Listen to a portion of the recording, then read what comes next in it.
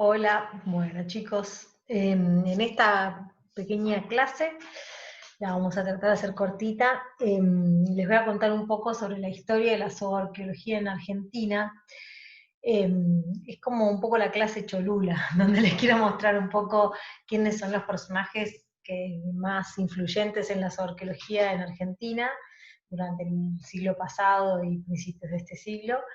Y bueno, la titulé de las listas taxonómicas al ADN antiguo para hacer un recorrido de cuáles fueron los intereses de la zooarqueología durante los últimos años, ¿no? O desde sus inicios hasta los últimos años. Un poco esta clase se basa en el artículo que tienen en el programa de Mengónigo Nielons. Willy es un arqueólogo muy influyente en lo que es la zooarqueología hoy, y bueno, van a tener algunos capítulos de este libro. Es muy recomendable que lo lean y que lo usen con los que van a hacer zooarqueología en sus carreras.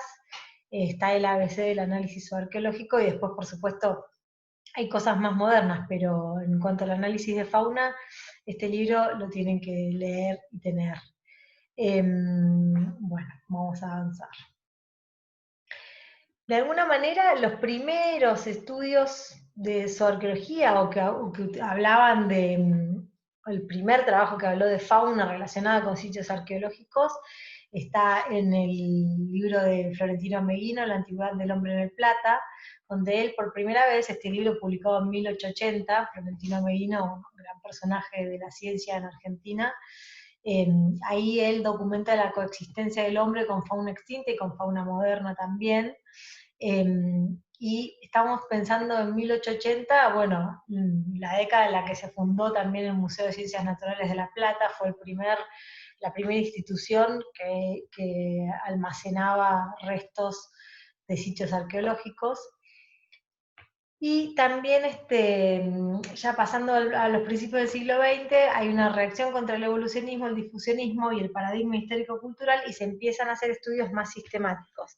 Pero podemos decir que este es como el inicio de la documentación de fauna en sitios arqueológicos, perdón. Acá tenemos estas son fotos del libro, que están presentes en el libro La antigüedad del hombre en el Plata, donde Florentino Meguino documenta restos de fauna con marcas de corte y con huellas de percusión en restos faunísticos, ¿no? Bien, ya a mediados del siglo XX, como les hablaba anteriormente, se realizan las primeras excavaciones siguiendo estratigrafía, digamos, aunque muchas de ellas eran hechas a pala. eh, es donde más se empezaba a prestar atención a los cambios estratigráficos y se documentaba un poco más los restos faunísticos. Sin embargo, no tenían un rol primordial en los estudios arqueológicos, en estos estudios arqueológicos.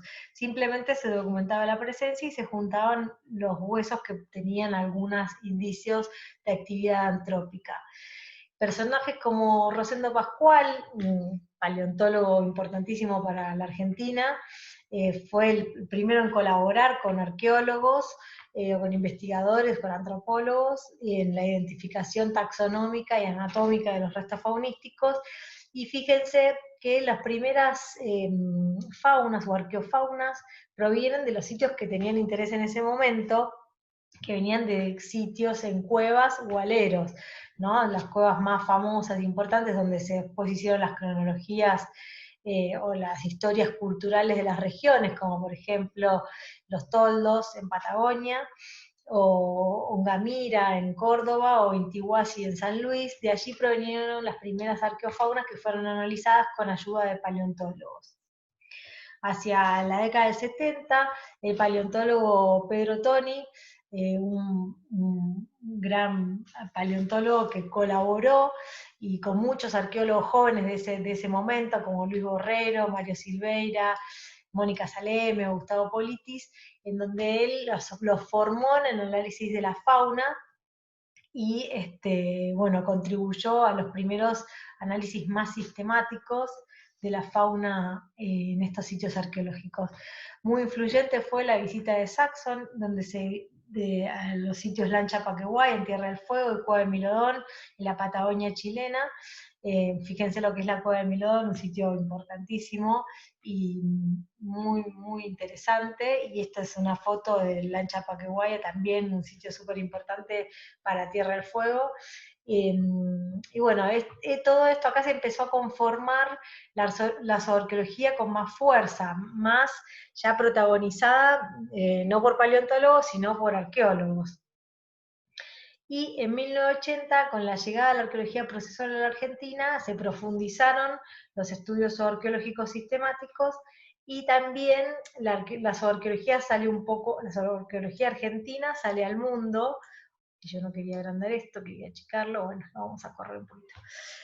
Sale al mundo y se presentan los primeros trabajos en congresos internacionales como el ICAS, que yo les puse un link en el inicio del aula virtual. El ICAS es el International Council of Archaeozoology, que es una sociedad científica en donde podemos ser parte todos los que estamos interesados, y hay un montón de grupos de trabajo específicos de cada tema zooarqueológico, ya les voy a contar a lo largo de la materia. Y también de congresos internacionales y de congresos como el Congreso Nacional de Arqueología en Estados Unidos. Estos desarrollos de zooarqueología se dieron primero en la región pampeana y en la región patagónica, y luego en el centro-este de Argentina y en Puna.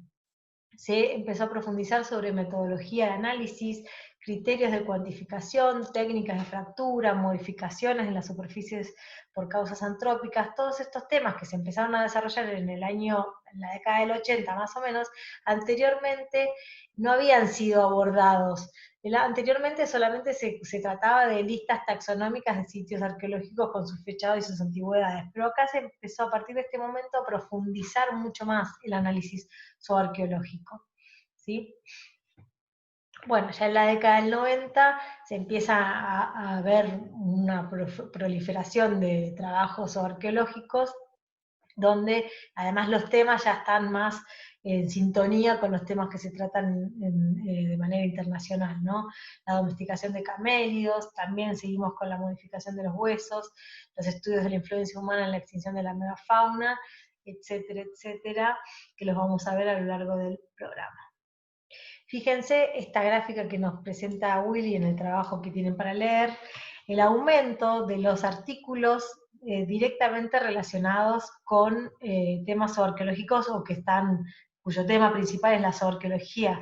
Fíjense en la década del 70, qué poquitos que contabilizó, y ya para el año 2000 hasta el 2004, que es cerquita del año en el que se publicó el artículo que si no me equivoco es del 2007, hay muchísimos más trabajos. Entonces, para principios del siglo XXI ya tenemos una consolidación de la zooarqueología y más aún de la tafonomía, como indispensable para los estudios zooarqueológicos. El desarrollo de la tafonomía cobra aquí especial importancia y vemos que hay publicadas tesis doctorales directamente relacionadas con la tafonomía, que lo vamos a ver bien en la unidad siguiente. ¿Sí? Las discusiones que están más de moda a partir del año 2000 están relacionadas con los procesos de intensificación, y empiezan a haber estudios especializados en otros tipos taxonómicos que no sean los mamíferos, que era el taxón o la clase taxonómica más importante. Ahora empiezan a haber trabajos relacionados con moluscos, con aves, con peces, con pequeños roedores, temas bien específicos que antes eran abordados de manera colateral o directamente no eran abordados, a veces ni siquiera eran rescatados de los sitios arqueológicos. Acá, para que tengan una idea, los congresos, a partir del año 2009 se empieza a celebrar el Congreso Nacional de Zooarqueología. El primero lo organizamos desde el Grupo de Arqueología de San Rafael en la ciudad de Malargüe, fue en el 2009. Después en el 2011 en Olavarría, después en el 2016 en Ushuaia y en el 2019 en Catamarca, que fue el año pasado. Y el próximo es en la ciudad de La Plata. Ahora, fíjense, bueno, además en el año 2014 organizamos el Congreso ICAS Internacional en San Rafael. Y bueno, en ese año no se celebró el Congreso Nacional de Zooarqueología porque estaba este congreso que era internacional y que vino un montón de gente de todos lados del mundo. Es una disciplina entonces que en Argentina es bastante fuerte, y que tiene, bueno, hay muchos arqueólogos comparados con otros países de la región inclusive, y que va creciendo año a año con más trabajos. Así que bueno, y por último, algo que no está señalado en el artículo de Willy porque es previo a esta última década, digamos, ya entre el año 2010 y en el año 2020, digamos, hay una profundización de estudios actualísticos. Podemos ver en la producción zooarqueológica argentina muchos trabajos actualísticos que ya vamos a ver de qué se trata, y mucha tafonomía. La aplicación de estudios de isótopos estables a la zooarqueología. Ven acá, este es un gráfico de isótopos estables de distintos tipos de fauna. Ya vamos a ver esto en otra unidad. El uso del ADN antiguo también para entender procesos de especiación. Por ejemplo, aquí en este gráfico tenemos cómo en los estudios del ADN mitocondrial se puede ver la derivación de las especies que tenemos de camélidos, que tenemos acá en América, en Sudamérica. Y también estudios de zooarqueología aplicada y zooarqueología y paleoambientes. La zooarqueología aplicada, algo vimos en la clase anterior, es la zooarqueología destinada a entender procesos actuales de la distribución de la fauna. Y la zooarqueología y paleoambientes para entender cambios en el ambiente a partir del estudio zooarqueológico, ¿no es cierto? Todos estos son temas que están ahora desarrollándose y profundizándose más en la zooarqueología argentina.